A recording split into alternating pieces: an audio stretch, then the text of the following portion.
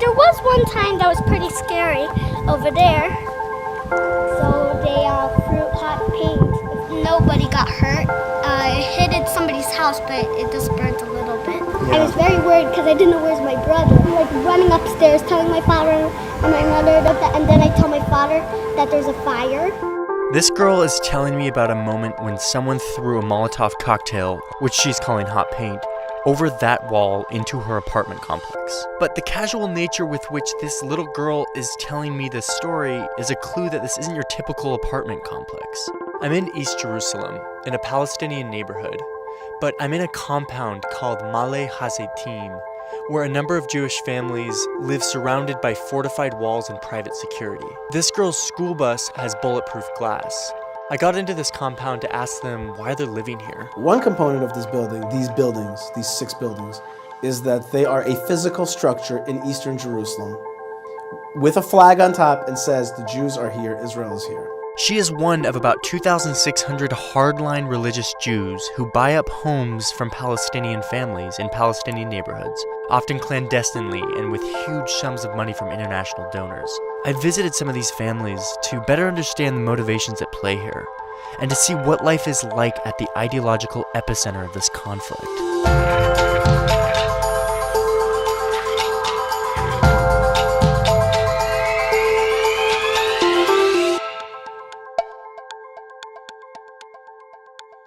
In 1948, the newly declared state of Israel was fighting a war with its Arab neighbors. That war ended with a ceasefire line called the Green Line.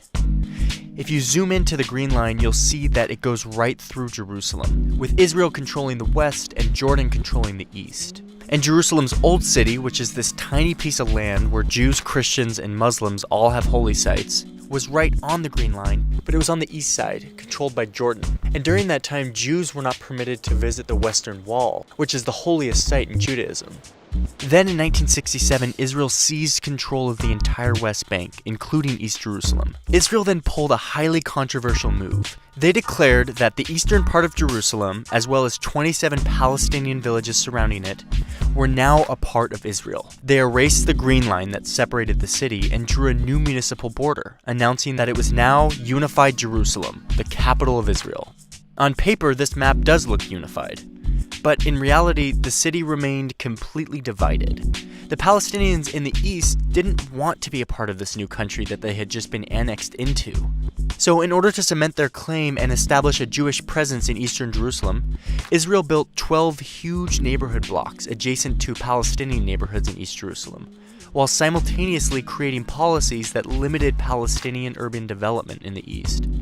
The world saw this as illegal and refused to recognize Israel's new definition of Jerusalem. But that didn't stop Israel from building these neighborhoods. But there's a difference between the 200,000 Israelis that are living in these 12 big neighborhood blocks and the Israelis who buy up individual properties in Palestinian neighborhoods. The big neighborhoods serve as a way to establish a large Jewish presence in East Jerusalem. It's part of a political strategy to claim large sections of land, preventing any future division of the city. But the Israelis that are buying individual Palestinian homes have a mission that is different. Their objective is based more on the biblical significance of tiny pieces of land throughout the city. The settlers of East Jerusalem have a thermal map. Not everything glows with the same intensity. They settle areas that resonate with biblical history and have a proximity to the Temple Mount, or at the very least are within the visual basin of the Temple Mount. That is their homeland. There are 2 right-wing organizations that are dedicated to this aggressive settlement project. They have targeted a handful of spots in the city that they want to occupy, but that are in Palestinian neighborhoods. These organizations raise large amounts of money from international donors, and they use this money to buy properties from Palestinians for a price that is well above market value. The settlers are perseverant, and they will spend years chipping away to try and get one property. Once they've secured a property, they will move a Jewish family in, sometimes under the cover of night, and escorted by soldiers.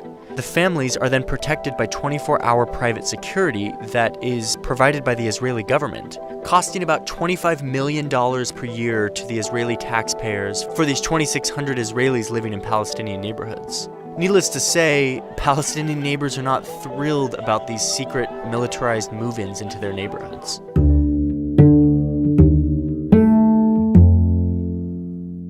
spent a Friday evening with several of these people to better understand their motives. We walked up from one compound, up the Mount of Olives, to another compound for Sabbath prayers.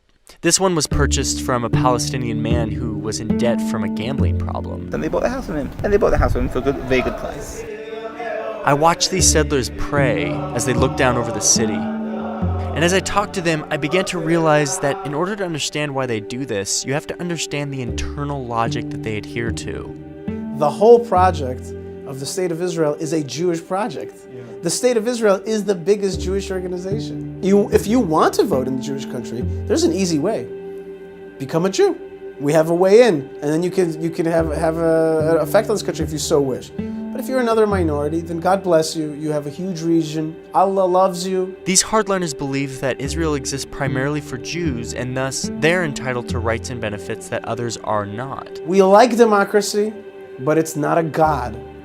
It's all it is an operating system. If it needs to change, if it needs an update, if you need to download the latest version, it needs to change for your particular environment. To them, going out and buying Palestinian homes isn't a politically dubious land grab. In fact, it's a noble spiritual mission, one that has been prophesied about for thousands of years. So when I'm living in this place, it gives me a purpose, it gives me a reason. Yeah.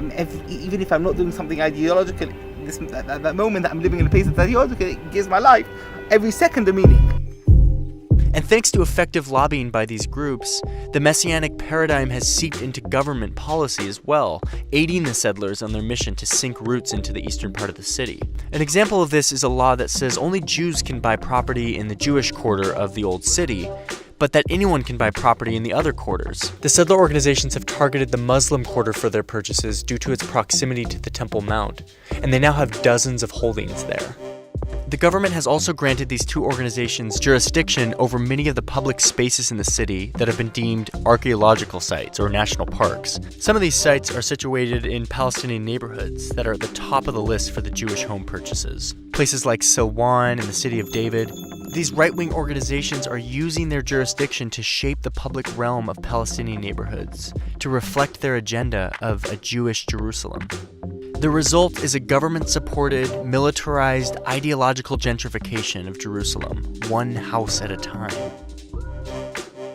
As we zoom out, you can see that between the national parks and the individual properties, these organizations have amassed a strong influence, both public and private, in and around the Old City, where their holiest religious sites are.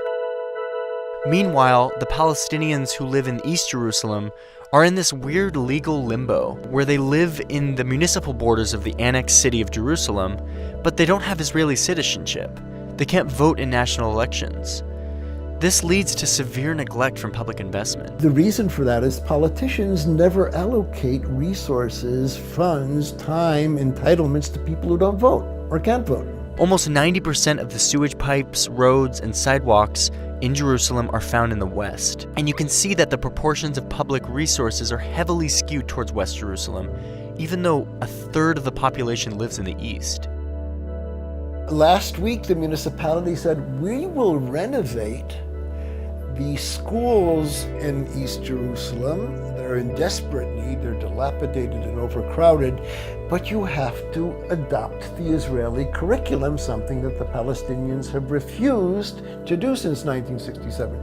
So your kids can study in a decent physical environment, provided that you peddle your national identity in exchange for that. That's the kind of Faustian deal that the Palestinian residents of East Jerusalem are not going to accept. It's hard to imagine when or how this situation will ever be resolved. Palestinians in East Jerusalem don't want Israeli citizenship. They were annexed against their will into a country that doesn't recognize their full rights.